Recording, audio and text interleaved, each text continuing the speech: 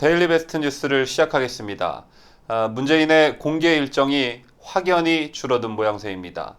청와대는 8일 대통령의 공개 일정이 없다고 밝혔는데 다음 날인 9일에도 이렇다 할 공개 일정이 없는 것으로 알려졌습니다.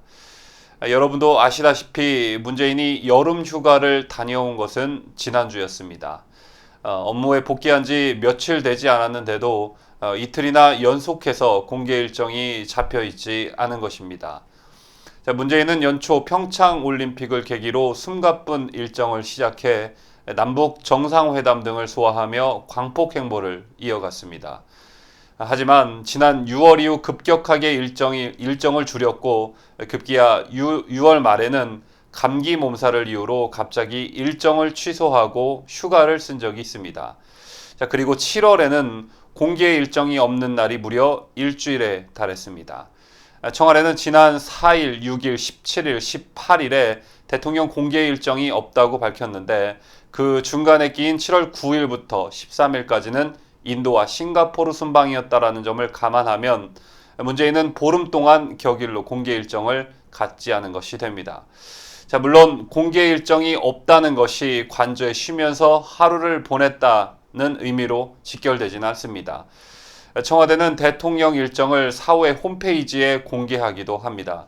자, 예를 들어 대통령 일정이 없다고 브리핑했던 지난 7월 4일 대통령은 여민관 집무실에서 안보실, 정책실, 비서실 업무 현안 보고와 일일 현안 보고를 받았다고 청와대가 밝혔습니다.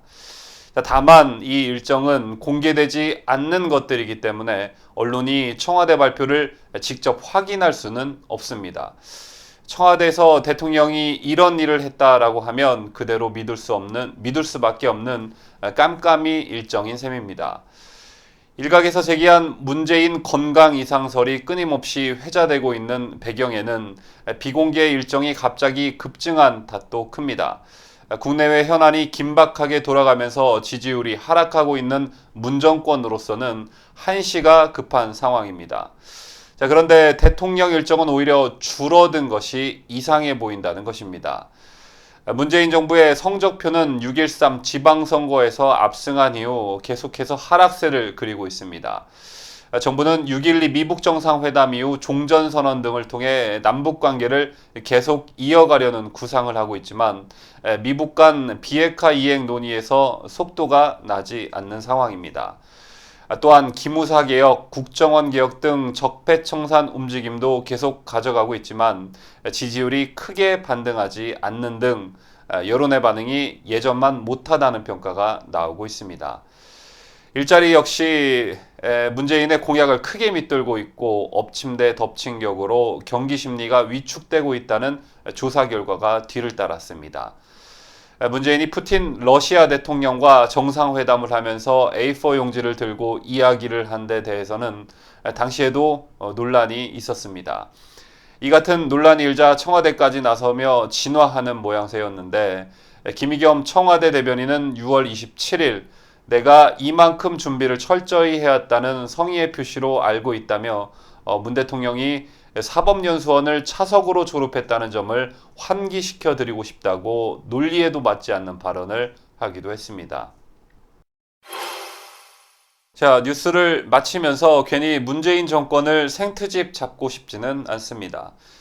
그러나 이 같은 내용을 여러분께 전해드리는 이유는 본인이 후보 시절 국민에게 약속했던 바를 전혀 실천하고 있지 않기 때문입니다. 문재인은 후보 시절인 2017년 1월 5일 국회에서 권력 적폐청산을 위한 긴급 좌담회를 열고 새로운 나라로 가기 위한 첫걸음으로 권력 적폐청산 3대 방안을 제시하게 됩니다. 자, 이날 문재인은 적폐청산 방안 중 하나로 대통령의 24시간 일정을 공개하는 방안을 내놓았습니다. 자, 그러면서 문재인은 이렇게 말을 합니다. 세월호 참사 당일 박근혜 대통령의 7시간 행적이 국민적 관심사다. 7시간 동안 아이들의 안전을 챙기지 않았다는 사실만으로도 직무유기이며 충분한 탄핵 사유가 된다.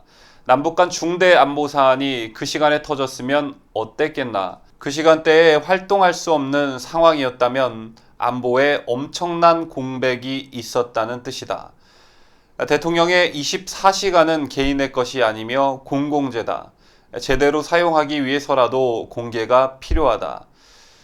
자, 이렇게 말했던 문재인이었습니다. 그런데 실상은 어떻습니까? 임기 초 김정은이 미사일 시험 발사를 했을 때도 즉시 업무에 복귀하지 않고 휴가처인 양산에 계속 머물렀었고, 국민들에게 김정은을 만난다는 것을 사전에 예고하지 않은 채 판문점으로 달려가 김정은을 만났습니다. 어디 뭐 이뿐이겠습니까? 최대 우방국인 미국의 국방장관이 방문을 했는데 감기를 이유로 두문불출하기도 했고, 이 정권 들어 발생한 수많은 재난사고 발생 시점에 대통령이 무엇을 했는지 기억하는 국민들은 아마도 없을 것입니다. 7시간 동안 아이들의 안전을 챙기지 않았다는 사실만으로도 직무유기이며 충분한 탄핵 사유가 된다는 그때 그 말이 곧 본인에게 돌아갈 수도 있다는 것을 명심하기를 바랍니다.